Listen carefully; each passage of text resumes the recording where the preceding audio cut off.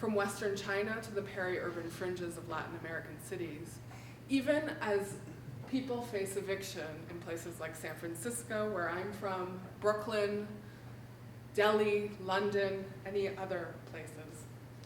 Lopez's empty scapes are quickly becoming the new normal, whether through dispossession or over-urbanization.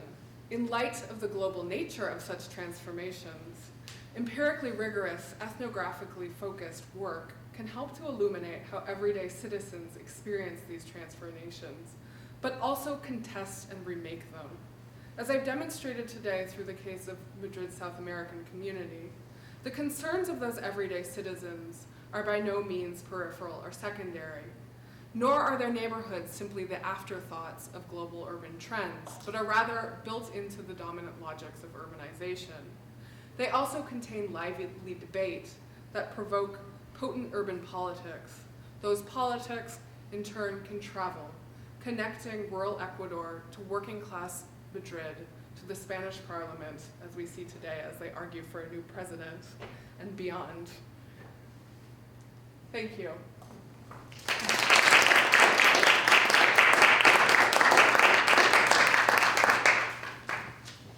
She's going to take questions and she is going to choose her question. Okay, questions? Ed, right? So this is a really interesting talk. What did the protest movements accomplish? What were their objectives, and then to what extent were they realized? So the anti-evictions protests have been very concerned with changing mortgage law as well as establishing a social housing kind of database, right? Spain has a very, very small amount of social housing, and most of it's under kind of rent-to-own schemes.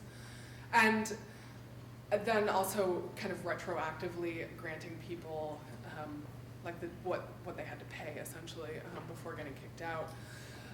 They've been successful in some regards, namely actually through the banks and through pressure with the banks. The banks have created social housing, which is kind of not ideal. You don't really want a bank to be the one acting as landlord, but ideally it would be the state, but it is a big advance.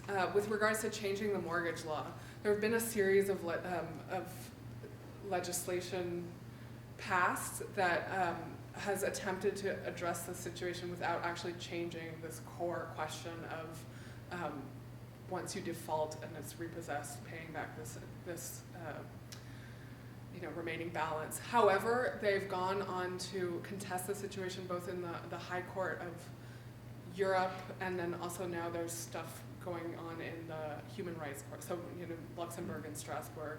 And the EU has found that this is in violation of consumer protection laws. However, the conservative government has not really seen fit to change it as it should. So it's kind of an ongoing battle. But, yeah. And what's the citizenship status of the Yeah, and how does that play into the so everybody I talked about today either came with proper papers and got legal residency or established themselves under, under Zapatero during the 2000s. There were a series of amnesty periods, and so everybody is basically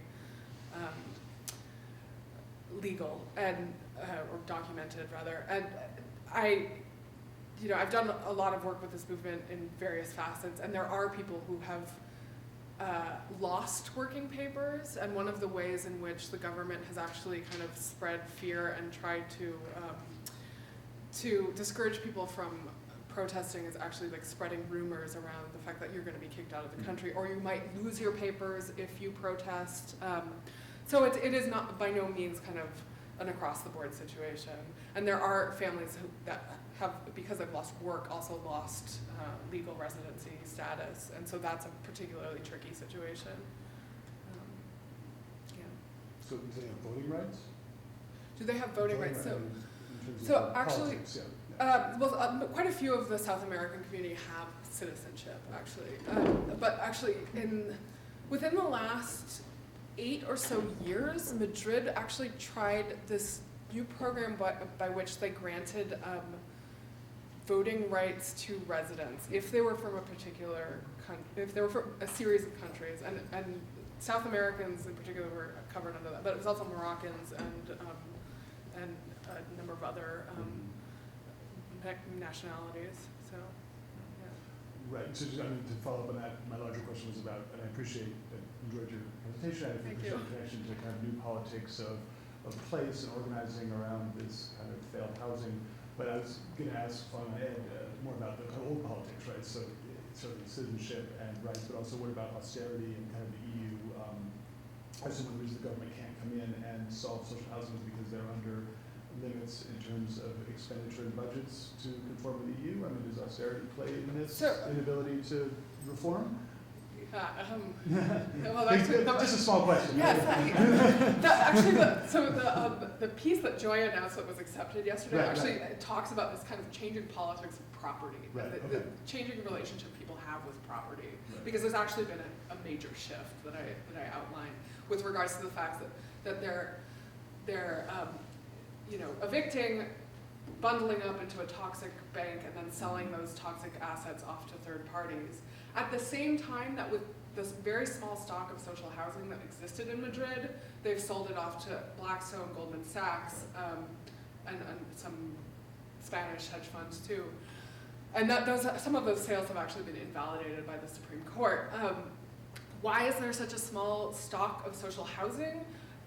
In large part, it's because of some of the story that I told today with regards to Franco and this kind of wholesale endorsement of homeownership, right? It is very much, this is how we're going to make citizens. This is, or subjects, really, under Franco. And this is going to be our economic model. This is going to make the city of Madrid in a moment of economic devastation and physical devastation. And it meant that kind of the last century of housing policy, or the last 80 years or so of housing policy, has very much discouraged anything other than homeownership. Within social housing, that's meant, as I said, kind of rent to own or kind of subsidized mortgages, with this very, very, very small piece being designated as we would think of social housing in a place like France, say, in the Banlieue, or that kind of, other in more robust kind of European welfare states. So, what is the rate of homeownership in Madrid? The rate of homeownership in Madrid hovers between 80 and 90%. And the national rate? It's the same, between 80 and 90. Yeah. That's changed now, and I think but this is one of the issues with, and I mentioned this at the beginning with regards to data collection, is that there's been this very opaque process by which the state has collected data on evictions. For a while, they kind of weren't doing it, and so you would have to go to the local courts really to access that information because they're the ones processing evictions. Finally, they kind of decided to do it, but at the national state, but without actually including demographic information. So you don't know anything. You don't know if these are single-family homes. You don't know if they're disproportionately immigrant. It's a means of keeping it kind of a quiet and out of sight issue. So, yeah, Kate. So I think that's so interesting, and I wanted to offer you the opportunity to kind of circle back to the beginning of your talk and those towers, both the ones that are angled together, but then also the ones that were much more recently built. And I'm wondering if you can tell us a little bit about what the physical effects of the 2008 crisis were in the center. So how did the crisis at the margins that you're describing so vividly resonate in the center where the elites who are in charge of spreading those suburbs and exurbs live? What did that look like at the center? Thank you for that question. So actually, those 4 towers, when they kind of came onto the market right when things started to go south. So they came to be about 25% occupation rate. I don't know what it's at right now. What happened in the center was also crisis. This is not a crisis that was only experienced at the margins. What's happened is that in the center, that crisis is kind of a distant memory. I was telling Joy, Actually, I think I was telling Joe Labagni and Giordano Mendelsohn this morning in the Spanish department about my experience going to Madrid after not being there for a year and a half, which is that the center has kind of experienced this total regeneration, whereby, and part of that is that is a historic process by which old rental laws have gone away, and so a bunch of old businesses have gone out of business and new kind of multinational companies have come in. But in the center, it looks like they've kind of gone global. They now have an Apple store. They now have these big retail spaces, Primark, where you can buy an entire outfit for about 20 euros, and where there were lines out the door when it was inaugurated. Mind you, at Primark, the news was also that they were paying people 750 euros or something for a full-time position a month. And you know, it is similar to here, whereby the top has gotten richer. And so those spaces that maybe 2, 3, 4, 5 years ago were still were experiencing decline, now have kind of come back, and they're sites for global tourism, they're sites for consumption, they cater to a specific crowd. And they're even starting to construct again, right? And they've also found that selling some of these properties off to international funds is great, because selling off a historic building in the center, say, or these towers is a safer investment. There's a safer return on rental stuff rather than investing in like mortgages, right? Mm-hmm. So there's a whole process by which international capital in particular has come back to Madrid, and come back to Madrid way more than it's come back to other cities in Spain. Mm-hmm. I hope that answers your question. Can I just ask one follow-up question? So the sale of a building, I mean, obviously those payments are stretched out over a certain number of time, but they don't have that quality of the eternal stream of property taxes that you were describing as the state strategy around homeownership. Yeah. So I guess, in short, what's the plan? They don't have one. This is the plan. They sell out off patrimony. Just like and hope that, I mean, their plan really is to attract multinational capital. It looks exactly the same as it looked in the 90s or in the 80s too. Even when Spain was under or Madrid rather was under socialist government, it was still about attracting multinational capital to the city. It was about creating business infrastructure to become like a Frankfurt or a London. They knew they were not going to be Barcelona, right? So it's how do you position your city that takes advantage of some sort of capacity. And so they have kind of the infrastructure. They have amazing metro. They have a beautiful airport designed by Norman Foster. It's quite lovely. And so they have all of that infrastructure, and so it's again just kind of getting that global enterprise back to the city. And I had an interview with somebody who'd been the head of the mortgage bank of Spain, and a high up guy in the Socialist Party, Julio Rodriguez Lopez, and he said they don't know, these municipalities throughout Spain don't know what to do now that they don't have homeownership as an option. This was the de facto economic development policy, was build homeownership, build homes, people are going to move in, they get property taxes. So, I guess.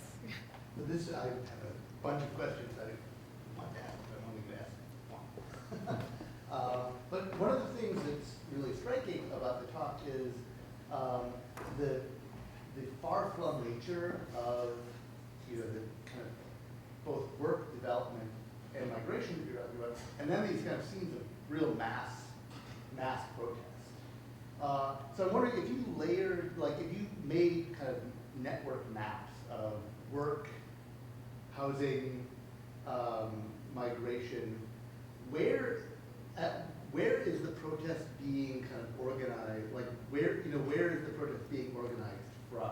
Like, what are the connections that are generating the networks of protests, and where's that happening? Kind of in this really spatially far flung. Yeah. So actually, and one of the things that emerged with the 15M movement was the reemergence of squatted social centers, in part because there's so much empty housing and empty buildings. So actually what's happening in a lot of these areas, and even in the center, there are occupations of maybe an old industrial site that's no longer in use. I used to go to one that was on some street full of like little workshops. It had been, it's garage, like repair shops for your car, and a leather guy made a big piece of leather for your sofa. And so there was like an old workshop kind of factory that a bunch of activists had taken over. And so there's one thing that's interesting about this story is that there's a lot of movement. It's very itinerant. There's a lot of movement in just the process of trying to hold on to your house, right? You're moving between activist spaces, talking to other activists. You're moving to the center for a protest. You're then also moving to the courts, which are up in the north. You're going to be going to your bank office, which might be down the street in whatever far-flung neighborhood you're in. You might also be going to the headquarters of that bank, which I actually went to the headquarters of a bank in Bilbao, because a bank in Bilbao had, and this is actually part of the global financial moment where banks that previously just catered to the street, the town, right, now are catering all across the country and blah blah blah. So it's does that answer your question more or less? It is, there is kind of this tension between the moving around and the networks and these very specific places of convergence where you're sitting 50 people to a room strategizing. And it seems like the movement itself is creating like what you're saying, the movement itself is creating new networks as, Yes. in the kind of, Yeah. Just if I can follow up, how much of it remains kind of nationally oriented? How much is this a kind of pan-Latin American? I mean, is it kind of a pan-Latin American group? Are they organized by Latin American nations, or are there the Romanians coming? Oh no, this is now has become the anti-evictions group. Yeah. It is, in which South American immigrants play a very particular role, but it's all kind of nationalities, and including a lot of native Spaniards. And that was the big thing. It's like suddenly the evictions aren't happening to that guy from Ecuador, they're happening to you and me. And that's also a big moment of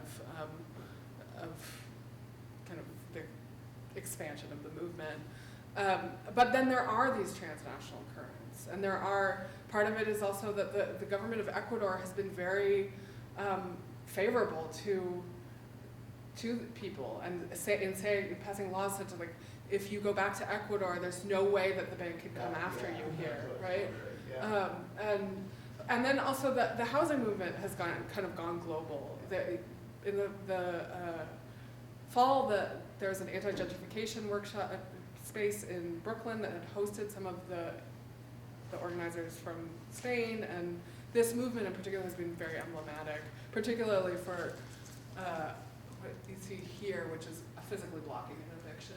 That kind of jumped them onto the national stage or international stage. So, but yeah. I have a slightly different question to Skew, which is more about your intellectual formation.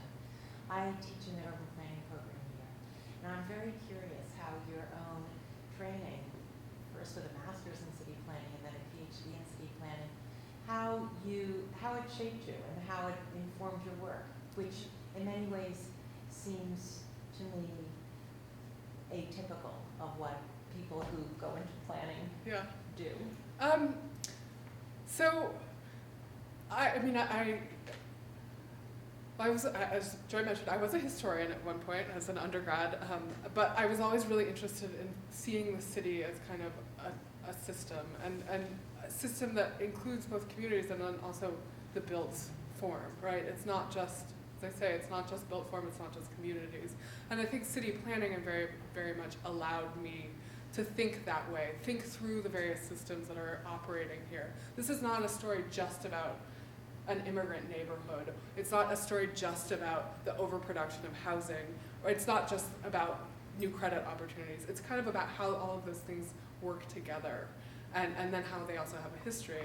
And so I am from urban planning, and I love urban planning, and but I had an interesting kind of mentorship there too, in that I was working with I worked with an anthropologist who considers issues of Italian colonialism. I worked with a Middle Eastern architectural historian and somebody who's kind of more geographically oriented. So I think that my work in many ways comes out of planning and trying to think through kind of a city and what produces the urban, right?